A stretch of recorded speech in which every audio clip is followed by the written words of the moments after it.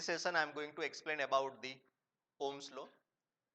The content of this video is introduction about the Ohm's law, principle of Ohm's law, formula of Ohm's law, units of the Ohm's law, voltage versus current graph, and applications as well as limitations of the Ohm's law.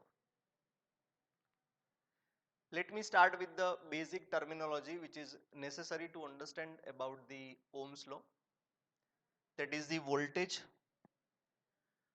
Voltage is the amount of energy per unit charge that can move electrons in one point to another in a circuit, which is a unit is volts. And you know that for the measurement of the voltage, voltmeter is widely used and which is connected in parallel to the electronic circuit or any component. Regarding electrical current point of view, it is the rate of change of the flow of the electrons and it is measured in the unit ampere and which is connected in a series to the any electronics component. Third one, it is the resistance.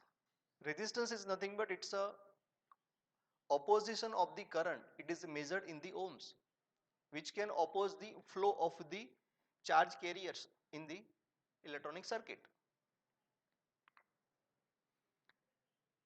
What is the principle of the Ohm's law? According to the Ohm's law, the statement of the Ohm's law is that the current passing through the conductor, which is directly proportional to the potential difference between the end of the conductor, or you can say it is an electric circuit. The current passing through most materials is directly proportional to the potential difference applied across them. Look at this circuit diagram. Here the resistance R is connected, voltmeter, and for the measurement of current, ammeter is also connected. From this circuit diagram, we can calculate the resistance which is connected with voltmeter as well as the ammeter.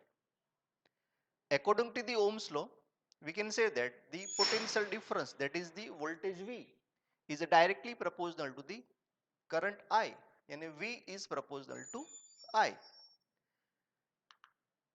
Look at the another form of the Ohm's law. From the previous discussion, we can write that V equal to IR.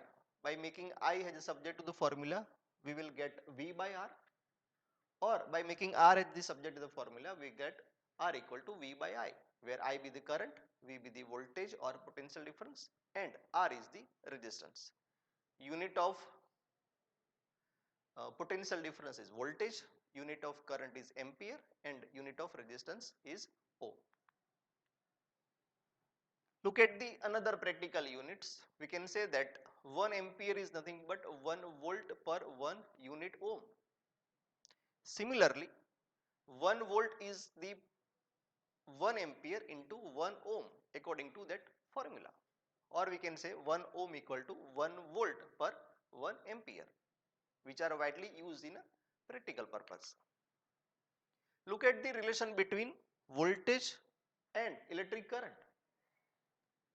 From the previous discussion, voltage is directly proportional to the current. If we plot the graph of voltage versus current, the pattern of the graph is like this. It is passing through the origin. From this graph, we can say that the relation between voltage and current, which is the linear relation.